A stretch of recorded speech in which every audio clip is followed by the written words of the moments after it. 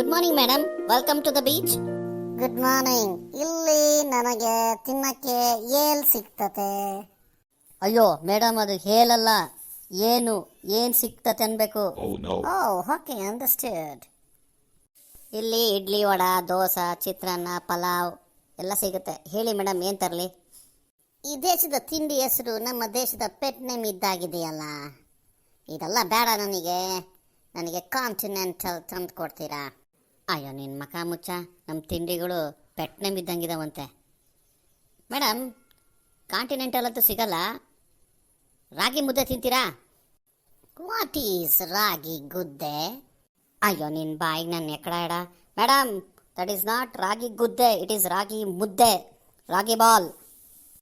ನನಗೆ ಯಾವ ಬಾಲ್ಸು ಬೇಡ, ಓನ್ಲಿ ಕಾಂಟಿನೆಂಟಲ್ ಬೇಕು.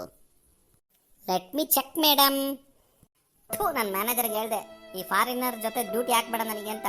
ಅರ್ಧಂಬರ್ಧ ಭಾಷೆ ಕಲ್ತ್ಕೊಂಡು ನಮ್ಮ ಪ್ರಾಣ ತಿಂತಾವಂಗೆ.